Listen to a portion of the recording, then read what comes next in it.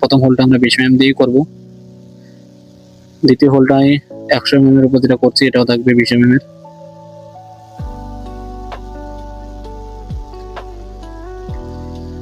এবং রিসাইকেলের জন্য যে হোলটা থাকবে এটা 30 mm এর।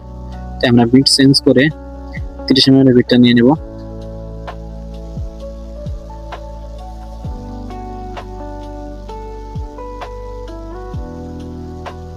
রিসাইকেলের জন্য 30 mm হোল করা হচ্ছে।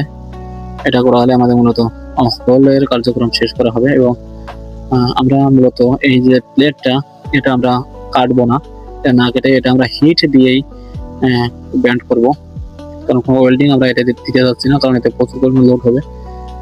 তাই ওয়েল্ডিং এর কাজ খুবই কম রাখার জন্য চেষ্টা করব। বন্ধুরা যে যেখান থেকে দেখছেন ধৈর্য সহকারে দেখবেন। ভিডিও শেষ পর্যন্ত দেখার জন্য অনুরোধ রইল সবাইকে। আমরা ইতিমধ্যে প্লেটে হিট দেওয়া শুরু করেছি, এটা গ্যাস কাটার দিয়ে, এবং এটা করতে কিছু সময় লাগতে পারে।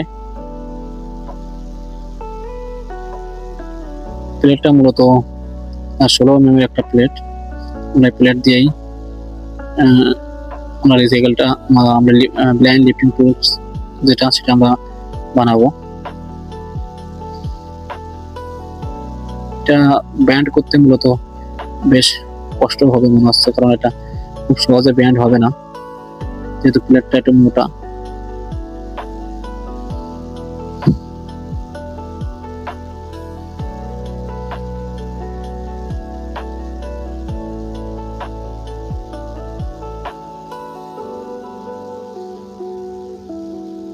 বেশ জোর জবরদস্তি করা লাগতেছে এর সাথে।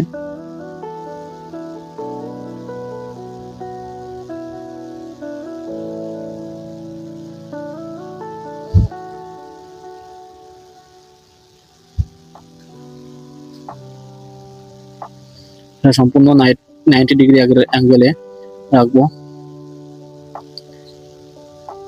এবং একটা দৈর্ঘ্য হয়ে গেছে। অটোমেটিকলি আরেকটা দৈর্ঘ্য ব্যান্ড করতে গেলে আমাদের প্রস্থ অটোমেটিক বের হয়ে যাবে।